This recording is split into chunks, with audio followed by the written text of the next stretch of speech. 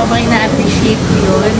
Pero syempre, ikilala rin ko muna sa... After ng Holy Week vacation ni Jillian Ward at Eman Pacquiao, mainit pa rin na pinag-uusapan sa ngayon. Pero mas mainit na ata ang usapan ni Rahil at Jillian. Mas naintindihan ko po ngayon si Rahil. Siguro mas may trust na rin ako sa kanya ngayon.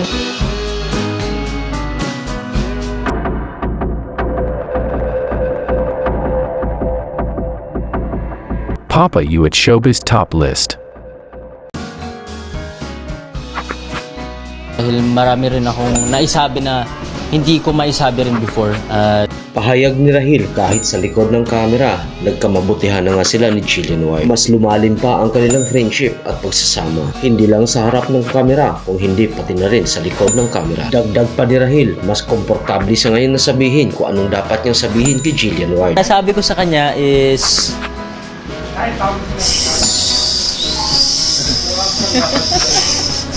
Wala ka dyan. Basta may nasabi ako na naisabi ko na din ngayon na hindi ko nasabi dati. Sabay sa pabirong sagot ni Jillian Ward, kung ma-describe sa isang kanta, anong klaseng kanta nga ba ang sinabi ni Rahil kay Jillian? Kung i-describe mo daw sa isang kanta, anong kanta daw? Naiilang? At dahilan nga rito sa kanilang closeness, isa ngayon na bumaling ang istorya kung tuloy na nga bang nanliligaw si Rahil kay Jillian. Gayong sinabi naman ni Rahil ang dapat niyang sabihin na nasabi niya na umano ang dati pang hindi niya nasabi kay Jillian. Dagdag pa ni Rahil, natutuwa siya sa mga fans na nagsiship sa kanila at kinikilig siya umano. Po sa mga fans na nagsiship sa amin kasi nakakatuwa po, lagi po akong kinikilig pag nakikita ko yung mga edits namin. At dati pa naman itong pinag-usapan na mainit na pinag-usapan sa social media kung ano nga bang estado ni Rahil at Jillian Ward, kung nanliligaw nga ba si Rahil kay Jillian. At mas lalong mainit na usapin ang pagpasok nga or ang pagkaling ni Jillian Ward sa pangalan ni Eman Pacquiao. Gayong sinabi naman ni Eman Pacquiao na gustong-gusto niya si Jillian Ward. At sa pagtatapos nga ng Holy Week vacation, magsasama na muli sina Jillian Ward, Eman Pacquiao at Rahil sa iisang serye. Napatok sa televiewers at inaabangan ngayon sa April. Ang pinamagatang Never Say Die na mapapanood sa Kapuso Network. Pero sa mainit na usapin na Jillian Ward at Eman Pacquiao, sabi ng ilan, dahil sa pasikatan ni Eman Pacquiao, wala pa ring hangad na iba si Eman, kung hindi si Jillian Ward pa rin. Kahit sinabi ng ilan, nagpapakilig ng karamihan si Eman sa mga sparkle artist ng bagong henerasyon at mainit na pinag-uusapan. Pero sa ng netizens, loyal pa rin si Eman kay Jillian. Masasabi nating anong na nga ba ang estado ni Jillian Ward at Eman Pacquiao? Ngayon wala namang update sa bawat isa sa kanila kung anong meron sila.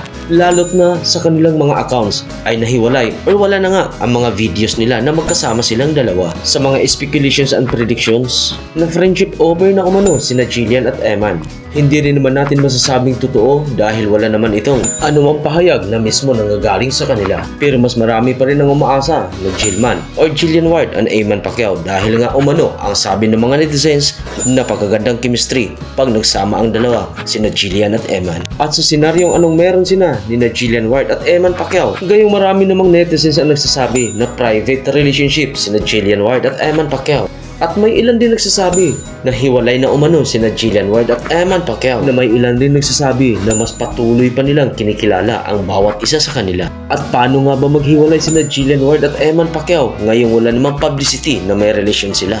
Kung hindi lang ang mga nauna sinabi ni Eman Pacquiao na gusto niya nga si Jillian Ward at crush niya nga ito. Nasa pahayag naman ni Jillian Ward ay mas lalong pinakilig lang ang karamihan, gayon din sa pahayag ni Eman Pacquiao. Pero sa bagong mainit na usapin at mainit na pinag-uusapan, ano na nga ba ang estado ni Jillian Ward at Rahil? Ngayong una naman ito sinabi ng karamihan na bagay umano sina Jillian at Rahil. At ano nga bang paliwanag or ano nga bang say ni Jillian Ward patungkol dito kay Rahil? Mas naintindihan ko po ngayon si Rahil.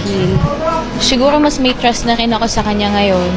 At bago natin ito ipagpatuloy, kung hindi ka pa nakasubscribe sa ating channel, i-click mo na ang ating subscribe icon at notification bell para updated ka sa lahat ng videos. And parang mas open na rin po ako sa kanya compared nung abot kamay days namin. Nagpapasalamat ako nandito siya dahil marami rin akong naisabi na hindi ko maisabi rin before. At muling mapapanood si Rahil, Eman Pacquiao at Jillian Ward sa seryeng Never Say Die na mapapanood natin sa Kapuso Network. At ano nga bang say ng mga netizens? Sino nga bang bagay ni Jillian Ward? Si Eman nga ba o si Rahil? Pero gayon pa man, kahit maraming speculations ang kumakalat sa internet, wala tayong sasabihin kung sino nga ba ang totoo at sino nga ba ang nagmamahalan. Gayon wala naman silang sinabi into publicity. Gaya lang sabi ni Eman Pacquiao, enjoy life lang kung anong meron siya sa ngayon.